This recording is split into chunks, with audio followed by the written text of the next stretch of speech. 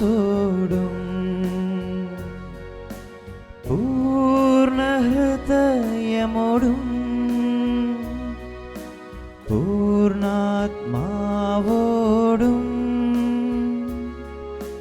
യേശുവേ നിന്നെ ഞാൻ സ്നേഹിക്കുന്നു. പരിശുദ്ധ പരമമാ ദിവ്യകാരുണ്യമേ എന്നുമെന്നും അങ്ങേക്കാരാധന.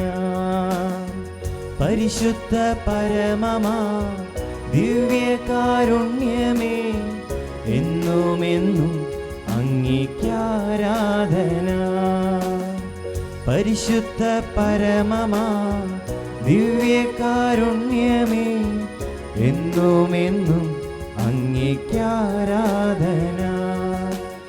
ഈ ലോകമോഹങ്ങളേക്കാൾ ഈ ലോകവിജ്ഞാനത്തേക്കാൾ എല്ലാറ്റിനും ഉപരിയായി ഈശോയെ നിന്നെ ഞാൻ സ്നേഹിക്കുന്നു. എല്ലാവരും ചേർന്ന് പരിശുദ്ധ പരമമാ ദിവ്യകാരുണ്യമേ എന്നുമെന്നും അങ്ങേക്കാരാധന. പരിശുദ്ധ പരമമാ ദിവ്യകാരുണ്യമേ എന്നുമെന്നും അങ്ങേക്കാരാധന. പരിശുദ്ധ പരമമാ ദിവ്യകാരുണ്യമേ എന്നുമെന്നും അങ്ങേക്കാരാധന.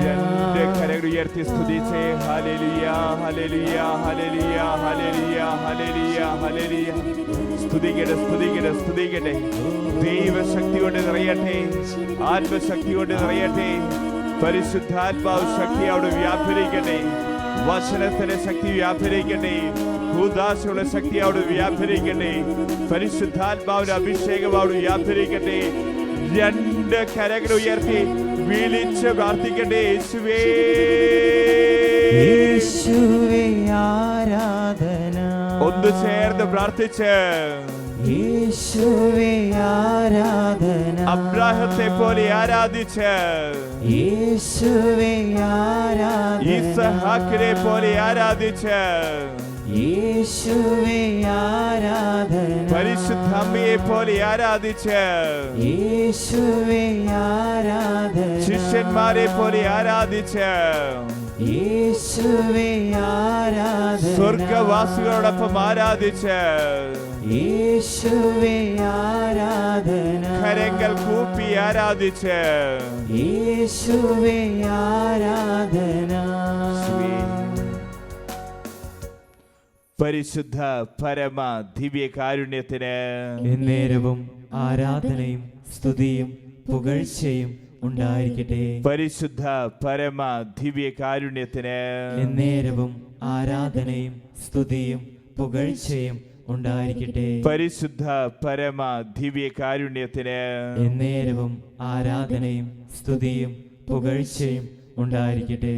പ്രിയപ്പെട്ടവരെ, വിശുദ്ധ ലൂക്കാ എഴുതിയ സുവിശേഷം 10-ാം അധ്യായം 20-ാം തിരുവചനം പറയുന്നു, നിങ്ങളുടെ പേരുകൾ സ്വർഗത്തിൽ എഴുതപ്പെട്ടിരിക്കുന്നു എന്നതിൽ സന്തോഷിക്കുവിൻ. നമ്മുടെ പേരുകൾ നരകത്തിലല്ല, സ്വർഗത്തിൽ എഴുതപ്പെട്ടിരിക്കുന്നു എന്നതിൽ സന്തോഷിക്കുവിൻ. ഫിലിപ്പിയർക്ക് എഴുതിയ ലേഖനം 3-ാം അധ്യായം 20-ാം തിരുവചനം, നിങ്ങളുടെ പൗരത്വം സ്വർഗത്തിലാണ്. ഓരോ വ്യക്തികളും ഈ ലോകത്തിലേക്ക് കടന്നു വരുന്നത് സ്വർഗത്തിന്റെ പാസ്പോർട്ടും പിടിച്ചുകൊണ്ട് ഈ ലോകത്തിലേക്ക് വരുന്നത്. ഈ പാസ്പോർട്ടിൽ അടിച്ചിട്ടുണ്ട് ഈ ലോകത്ത് ജീവിക്കേണ്ട ആയുസ് 70 വയസ്സായിരിക്കാം, 80 വയസ്സായിരിക്കാം, 90 വയസ്സായിരിക്കാം. ഇത് കഴിഞ്ഞാൽ ഞാനും നിങ്ങളുമെല്ലാം ഈ ലോകത്ത് നിന്ന് പോകേണ്ട വ്യക്തികളാണ്.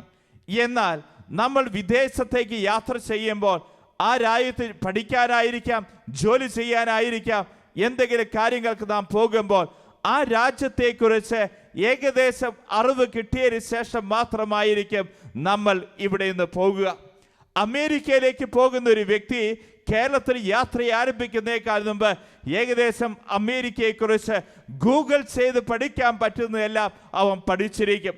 ഞാൻ ചെല്ലുന്ന സ്ഥലത്തെ കാലാവസ്ഥ എങ്ങനെയാണ്, എങ്ങനെയാണ് ആൾക്കാർ ഭക്ഷണം കഴിക്കുന്നത്, എങ്ങനെയാണ് ആൾക്കാർ ട്രാഫിക് നിയമങ്ങൾ പാലിക്കുന്നത്. ഇതുപോലെ 100 സംശയങ്ങളുണ്ട്. ഈ 100 സംശയങ്ങൾക്ക് നമുക്കറിയാവുന്നതും കിട്ടാവുന്നതും രീതിയിൽ നമ്മൾ അതിന് ഉത്തരം കണ്ടെത്തും. അതിനുശേഷമാണ് നമ്മൾ യാത്രയാവുക. എങ്കിൽ പ്രിയപ്പെട്ടവരെ, ബൈബിളിൽ വളരെ പ്രാധാന്യമുള്ളൊരു വിഷയമാണ് സ്വർഗം എന്നുള്ളത്. ഞാനും നിങ്ങളുമെല്ലാം ഈ സ്വർഗത്തിൻ്റെ പാസ്പോർട്ടും പിടിച്ച് ഈ ലോകത്തിലേക്ക് വന്ന് ഈ ലോകത്തിൽ നിന്ന് അവിടുന്ന് പോകേണ്ട സമയത്ത് തിരിച്ചു പോകേണ്ട വ്യക്തികളാണ്. എങ്കിൽ സ്വർഗത്തെക്കുറിച്ച് എനിക്ക് ഒരു ദർശനമുണ്ടാകണം എന്നുള്ളതാണ്.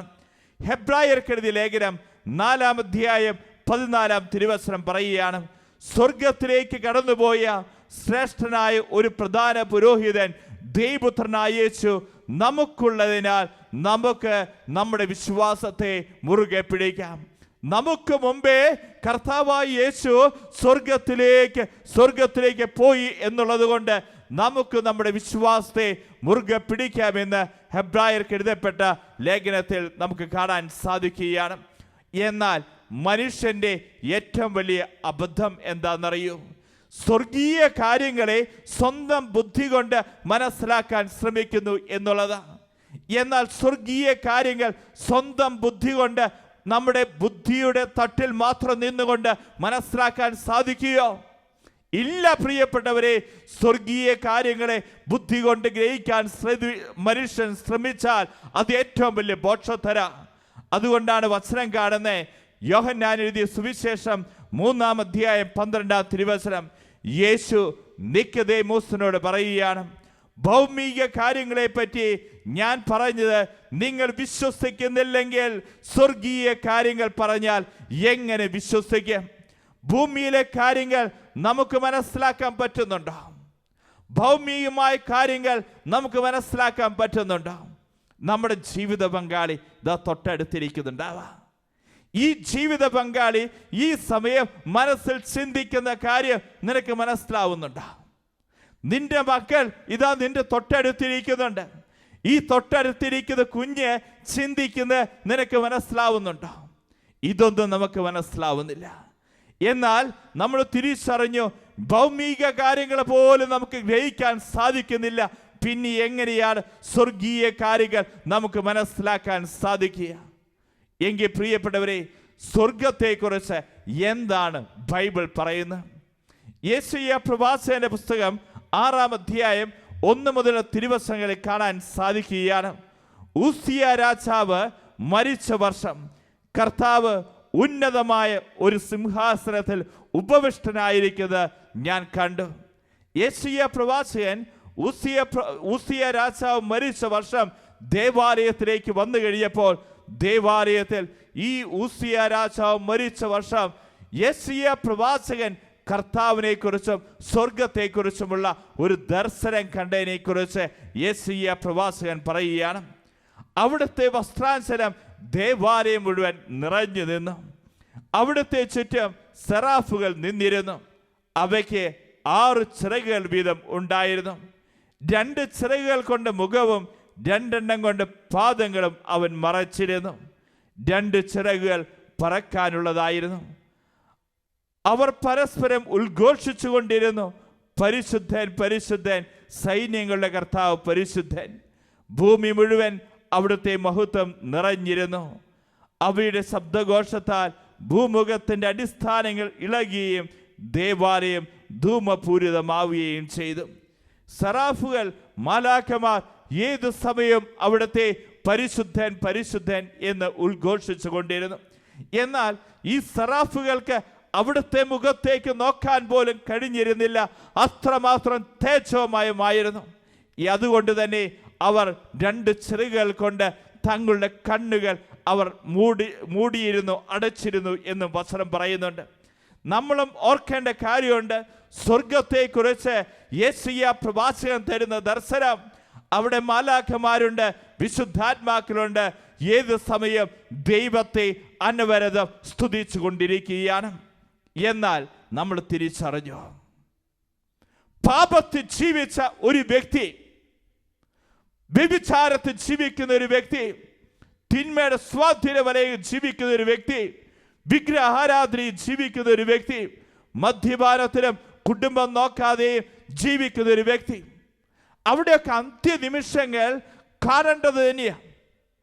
പലപ്പോഴും രോഗിലേപനം കൊടുക്കാൻ വേണ്ടി ആശുപത്രികളിലേക്ക് കടന്നു ചെല്ലുമ്പോൾ പാപത്തിലും തിന്മയിലും ജീവിച്ചിരുന്ന വ്യക്തികളൊക്കെ ജീവിതത്തിന്റെ അന്ത്യനിമിഷങ്ങളിൽ കാണുന്നുണ്ട്. അവർക്കൊരു ശാന്തതയില്ല, സ്വസ്ഥതയില്ലാത്ത അവസ്ഥ. ഇതാണ് പാപത്തിൽ ജീവിക്കുന്ന ഒരു വ്യക്തിയുടെ അവസ്ഥ അന്ത്യനിമിഷങ്ങളിൽ. എന്നാൽ വിശുദ്ധാത്മാക്കളുടെ ജീവിതം കാണണം. അവിടെ മരണസമയത്ത് അവർ സ്വർഗം കണ്ടുകൊണ്ട് സ്വർഗത്തിലേക്ക് കയറിപ്പോയ വ്യക്തികളാണ്. വിശുദ്ധ അന്തോണിയോസ് പുണ്യാളൻ അദ്ദേഹം മരിക്കാനായി മരണക്കട്ടിലേക്ക് കിടക്കുക. അദ്ദേഹത്തിന് ചുറ്റും വൈദികരുണ്ട്, സിസ്റ്റേഴ്സ് ഉണ്ട്. ഈ സമയത്ത് തൻ്റെ കാലിൻ്റെ തൊട്ടരികിലിരിക്കുന്ന കസേരയിലിരിക്കുന്ന ഒരു വൈദികരോട് പറഞ്ഞു, ഒന്ന് ആ കസേരയിൽ നിന്ന് അച്ഛ ഒന്ന് എഴുന്നേൽക്ക. മരണശയ്യയിൽ കിടക്കുന്ന അന്തോണിയോസ് പുണ്യാളൻ ആ വൈദികരോട് പറഞ്ഞു. എന്തുകൊണ്ടാണെന്നറിയൂ? അവിടെ കൂടിയിരുന്ന വൈദികര് സിസ്റ്റേഴ്സ് ചോദിച്ചു, എന്താണ് ഇപ്പോൾ ഈ അച്ഛനോട് ഇവിടെ നിന്ന് എഴുന്നേക്കാൻ പറഞ്ഞത്? ആ സമയത്ത് അന്തോണിയോസ് പുണ്യാളൻ പറയുകയാണ്, ഇതാ എൻ്റെ അടുക്കിലേക്ക് യേശു പിതാവ് വരുന്നു, എൻ്റെ അടുക്കിലേക്ക് മാതാവ് വരുന്നു, എൻ്റെ അടുക്കിലേക്ക് ഈശോ വരുന്നു. ദാ ഒരുപാട് മാലാഖമാർ എൻ്റെ മുറിയിൽ വന്ന് നിറഞ്ഞിരിക്കുന്നു. കണ്ടോ പ്രിയപ്പെട്ടവരെ, സ്വർഗം ദർശിച്ചുകൊണ്ട് അവര് സ്വർഗത്തിലേക്ക് യാത്രയാവുന്നേ. അവര് പറയുക, ദാ മാലാഖമാര് എന്നെ സ്വർഗത്തിലേക്ക് കൂട്ടിക്കൊണ്ടു പോവുകയാണ്. മരണത്തിന്റെ സമയങ്ങളിൽ സ്വർഗം കണ്ടുകൊണ്ട് സ്വർഗത്തിലേക്ക് കയറിപ്പോയ വിശുദ്ധാത്മാക്കൾ. വിശുദ്ധ അൽഫോൻസമ്മ എങ്ങനെയായിരുന്നു മരണസമയത്ത്? വിശുദ്ധ അൽഫോൻസമ്മ ഇങ്ങനെയാ പറയുന്നത്, അയ്യട നല്ല ശേലായിരിക്കുന്നു, എൻ്റെ അടുക്കിലേക്ക് ഇതാ മാലാഖമാരും ഈശോയും മാതാവും യൗസേപ്പിതാവും ഇതാ വരുന്നു. കണ്ടോ, വിശുദ്ധാത്മാക്കളെ കണ്ട് വിശുദ്ധാത്മാക്കളെ കൈപിടിച്ചുകൊണ്ട് ഈ അൽഫോൻസമ്മ മരിക്കുകയാണ്, സ്വർഗത്തിലേക്ക് യാത്രയാവുകയാണ്. വിശുദ്ധ സ്തെഫാനോസ് ആദ്യത്തെ രക്തസാക്ഷിയ, ആദ്യത്തെ ഡീക്കന്മാരിൽ ഒരാളായ വ്യക്തിയ. അദ്ദേഹത്തെ കല്ലെറിഞ്ഞുകൊണ്ടിരിക്കുമ്പോൾ അപ്പോസ്തല പ്രവർത്തനങ്ങൾ നമ്മൾ വായിക്കുന്നില്ലേ? ഈ സ്തെഫാനോസ് എന്താ കാണുന്നത്? താൻ മരിക്കുന്നേക്കാൾ തൊട്ടു മുമ്പ് ഇതാ സ്വർഗത്തിൽ പിതാവായ ദൈവത്തിന്റെ വലത് ഭാഗത്ത് എഴുന്നേറ്റ് നിൽക്കുന്ന പുത്രനായ യേശു. പിതാവായ ദൈവത്തിന്റെ വലത് ഭാഗത്ത് എഴുന്നേറ്റ് നിൽക്കുന്ന പുത്രനായ യേശു. ഈ മോൻ എനിക്ക് വേണ്ടിയിട്ടാ സഹിക്കുന്നത്, ഈ മോൻ എനിക്ക് വേണ്ടിയിട്ടാ പീഡകളിലൂടെ കടന്നു പോകുന്നത്. സ്വർഗം കണ്ടുകൊണ്ട് അദ്ദേഹം മരണമടയുക. വിശുദ്ധ കൊച്ചുനേസ്യ പുണ്യവതി മരണസമാഗതമായപ്പോൾ അവിടെ ചുറ്റുമുള്ള സിസ്റ്റേഴ്സൊക്കെ കൂടെ നിൽക്കുന്നുണ്ട്. ആ സമയത്ത് ഈ കൊച്ചുനേസ്യ പുണ്യവതി പറയുകയാണ്, എൻ്റെ ആത്മമളവാളൻ ഇതാ കടന്നു വരുന്നു, ഞാൻ പോകട്ടെ, ഞാൻ സ്വർഗത്തിൽ നിന്ന് റോസാ പുഷ്പങ്ങൾ വർഷിക്കുമെന്ന്. ഈ വിശുദ്ധാത്മാക്കളൊക്കെ സ്വർഗം കണ്ടുകൊണ്ട് സ്വർഗത്തിലേക്ക് പറന്നുപോയിരിക്കുന്ന വ്യക്തികളാണ്, സ്വർഗത്തിലേക്ക് കാലെടുത്ത് വെച്ചിരിക്കുന്ന വ്യക്തികളാണ്. ഇന്ന് ഈ ആരാധന സമയത്ത് സ്വർഗം കണ്ട് പ്രാർത്ഥിക്കാനുള്ള കൃപയ്ക്ക് വേണ്ടി പ്രാർത്ഥിച്ചു. പാപത്തിൽ ജീവിക്കുന്ന വ്യക്തികളൊക്കെ അവിടെയൊക്കെ ജീവിതത്തിൻ്റെ അന്ത്യനിമിഷങ്ങളൊക്കെ വലിയ വേദനാജനകമായിരുന്നു, കണ്ടു നിൽക്കാൻ പോലും പറ്റാത്ത അവസ്ഥയിലായിരുന്നു എന്നുള്ളതാണ്. നമ്മൾ കേട്ടിട്ടുണ്ട്. നിരീശ്വരവാദിയായ ഷോപ്നേഗർ എന്ന് പറയുന്ന വ്യക്തി, അദ്ദേഹം ഇങ്ങനെയായിരുന്നു പഠിപ്പിച്ചുകൊണ്ടിരുന്നത്, ദൈവമില്ല ദൈവമില്ല എന്ന് പഠിപ്പിച്ച വ്യക്തിയാണ്. എന്നാൽ ജീവിതത്തിൻ്റെ അന്ത്യനിമിഷങ്ങളിൽ അവസാനത്തെ വാക്കുകൾ കേൾക്കുന്നതിന് വേണ്ടി അദ്ദേഹത്തിൻ്റെ ശിഷ്യഗണം ആ കട്ടിലിന് ചുറ്റും നിന്നിരുന്നു. പേപ്പറും പേനയും പിടിച്ച് ശിഷ്യന്മാർ നിൽക്കുമ്പോൾ ഈ ഷോപ്നേഗറിന്റെ അധരത്തിൽ നിന്ന് വന്ന് ഇങ്ങനെയാണ്, oh my god, oh my god, എൻ്റെ ദൈവമേ, എൻ്റെ ദൈവമേ എന്ന് വിളിച്ചുകൊണ്ട് അദ്ദേഹം കരയുക. ആ സമയത്ത് ചുറ്റുമുള്ള ശിഷ്യന്മാർ ചോദിച്ചു, ഇത്രയും കാലം ദൈവമില്ലെന്ന് പഠിപ്പിച്ച അങ്ങ് ഇപ്പൊ എന്താ ദൈവത്തെ വിളിക്കുന്നേ? അദ്ദേഹം പറഞ്ഞ മറുപടിയാ, ദൈവമേ എന്നൊന്ന് വിളിക്കുമ്പോ എന്തൊരാശ്വാസാന്നറിയോ? ദൈവമേ എന്ന് വിളിക്കുമ്പോ എന്തൊരാശ്വാസാണെന്നറിയോ? പ്രിയപ്പെട്ടവരെ, വോൾട്ടയർ അദ്ദേഹം ഇങ്ങനെയാ പ്രഖ്യാപിച്ചേ, ഞാൻ ഈ ഭൂലോകത്ത് നിന്ന് ബൈബിൾ എന്നേക്കുമായി നശിപ്പിച്ചു കളയും. ദൈവത്തിൻ്റെ നാമം, യേശുവിൻ്റെ നാമം ഞാൻ തുടച്ചു നീക്കും. എന്നാൽ അദ്ദേഹത്തിൻ്റെ മരണസമയത്ത് ഒരു പേപ്പട്ടിയെ പോലെ അദ്ദേഹം കുരയ്ക്കുകയായിരുന്നു. ഇടയ്ക്കിടയ്ക്ക് കട്ടിൽ നിന്ന് എടുത്തു ചാടുകയായിരുന്നു. വെപ്രാളം കൊണ്ട് അദ്ദേഹം ഇങ്ങനെ മാനസിക നില തെറ്റിയ വ്യക്തിയെ പോലെ അദ്ദേഹം പറയുമായിരുന്നു, തീ തീ സർവ്വയിടത്തും തീ തീ തീ. എന്നാ പ്രിയപ്പെട്ടവരെ കേൾക്കണം, അദ്ദേഹത്തെ ശുശ്രൂഷിച്ചു കൊണ്ടിരുന്ന നേഴ്സ് ഇത്രയും പ്രശസ്തനായ ആ വ്യക്തിയെക്കുറിച്ച് പറയുകയാണ്, ഞാൻ ഇനി ഒരിക്കലും എൻ്റെ ജീവിതത്തിൽ ഒരു നിരീശ്വരവാദിയെ ഞാൻ ശിക്ഷിക്കുകയില്ല.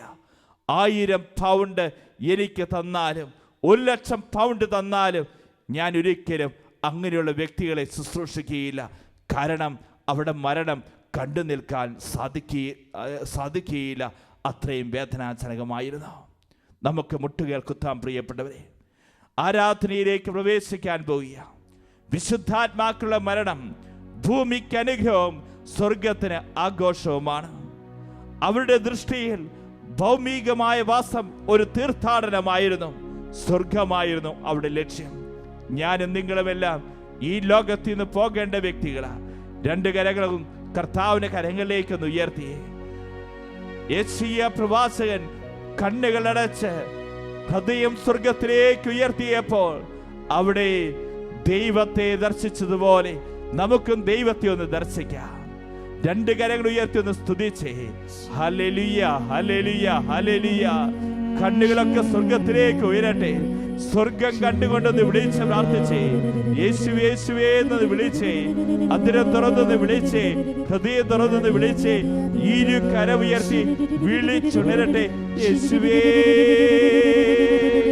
സ്വർഗീയ യാത്രയിൽ പാതേയമായി നിത്യം ജീവിക്കും നാഥനെ ആരാധിക്കാം. എല്ലാവരും ചേർന്ന് സ്വർഗീയ യാത്രയിൽ പാതേയമായി നിത്യം ജീവിക്കും നാഥനെ സ്വർഗം കണ്ട് ആരാധിക്കട്ടെ. ആരാധന ആരാധന ആരാധന ആരാധന. എല്ലാവരും ചേർന്ന് ആരാധന ആരാധന ആരാധന ആരാധന. 2 കരങ്ങൾ ഹൃദയത്തോട് ചേർത്ത് വെക്കുക.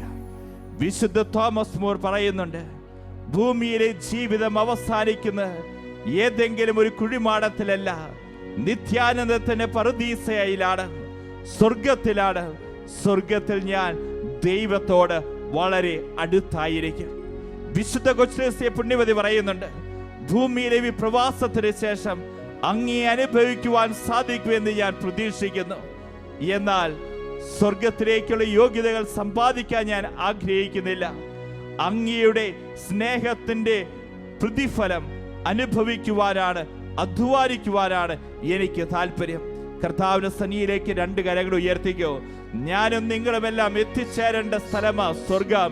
വിശുദ്ധാത്മാക്കളെ പോലെ സ്വർഗം ദർശിച്ചുകൊണ്ട് നമുക്ക് ഈ സമയം കർത്താവിനെ ആരാധിക്കാം. 2 കരങ്ങൾ ഉയർത്തി വിളിച്ച് വിളിച്ച് പ്രാർത്ഥിക്കുക. ഹല്ലേലൂയ, ഹല്ലേലൂയ, ഹല്ലേലൂയ. മാലാഖമാരോടൊപ്പം സ്വർഗവാസികളോടൊപ്പം കർത്താവിനെ ആരാധിച്ച് വിളിച്ച് പ്രാർത്ഥിക്കട്ടെ. യേശുവേ. സ്വർഗീയ യാത്രയിൽ പാതേയമായി നിത്യം ജീവിക്കും നാഥനെ ആരാധിക്കാം. സ്വർഗീയ യാത്രയിൽ പാതേയമായി നിത്യം ജീവിക്കും നാഥനെ ആരാധിക്കാം. സ്വർഗവാസികളോടൊപ്പം ആരാധന ആരാധന ആരാധന ആരാധന. എല്ലാവരും ചേർന്ന് ആരാധന ആരാധന ആരാധന ആരാധന. ക്രിസ്തു അനുകരണത്തിൽ ഇങ്ങനെ പറയുന്നുണ്ട്, മരിക്കുന്നതിന് മുമ്പ് ലോകത്തിന് മരിക്കുന്ന ഒരു ക്രിസ്ത്യാനി എത്രയോ ഭാഗ്യവാനാണ്. മരിക്കുമ്പോൾ നാം വേർപിരിയേണ്ടവരോട് നേരത്തെ തന്നെ വിട പറയുക. എത്രയോ ഉത്തമമാണ്. ദൈവമൊഴികെ ഈ ലോകത്തിലെ മറ്റെന്തൊക്കെ നഷ്ടപ്പെട്ടാലും നാം ദുഃഖിക്കേണ്ടതില്ല.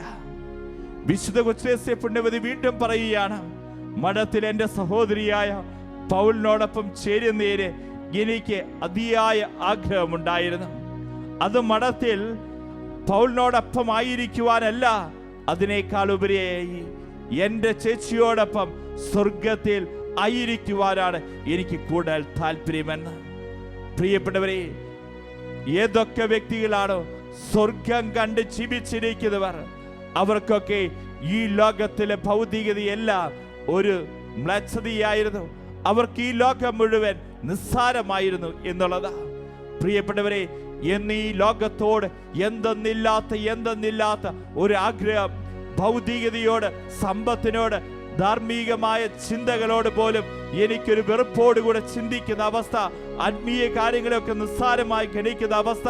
പ്രിയപ്പെട്ടവരെ, സ്വർഗത്തിലേക്കുള്ള നിന്റെ യാത്രയിൽ എവിടെയൊക്കെ തടസ്സങ്ങൾ നിൽക്കുന്നുണ്ടെങ്കിൽ ആ തടസ്സങ്ങളൊക്കെ വിട്ടുകളഞ്ഞ് സ്വർഗം ലക്ഷ്യമാക്കി നീ ഒന്ന് ആരാധിച്ച് 2 കരങ്ങളെ കർത്താവിന്റെ സന്നിധിയിലേക്ക് ഉയർത്തുക. ഈ ലോകത്തിലാണോ നീ ജീവിക്കുന്നത്, അല്ലെങ്കിൽ സ്വർഗം കണ്ടുകൊണ്ടാണോ നീ ജീവിക്കുന്നത്?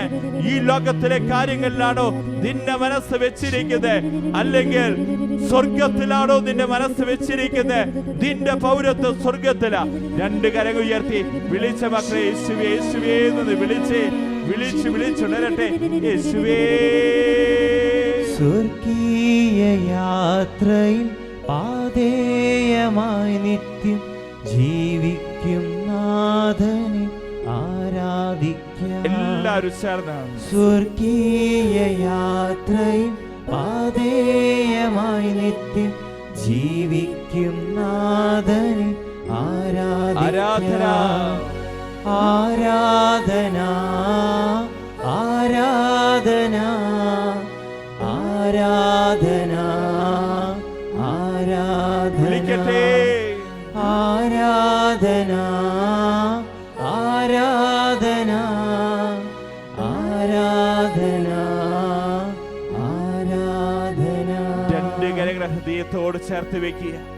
വിശുദ്ധ ജോൺ മരിയ വിയാനി ഇടയച്ചെറുക്കനോട് ചോദിക്കുന്നുണ്ട്, മോനെ, നീ എനിക്ക് ആർസിലേക്കുള്ള വഴി കാണിച്ചു തരിക, എങ്കിൽ ഞാൻ നിനക്ക് സ്വർഗത്തിലേക്കുള്ള വഴി കാണിച്ചു തരാം.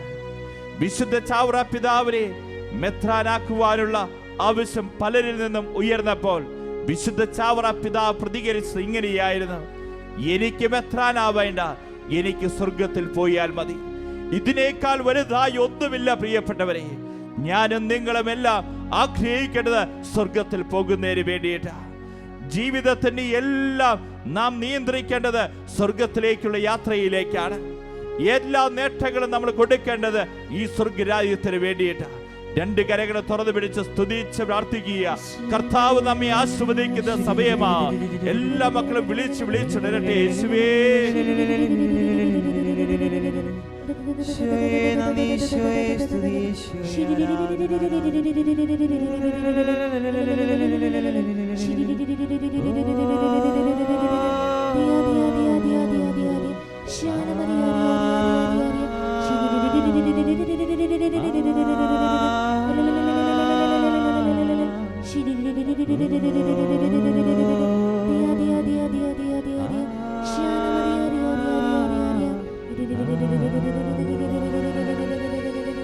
സ്വർഗീയ യാത്രയിൽ പാതേയമായി നിത്യം ജീവിക്കും നാഥനെ ആരാധിക്കാം.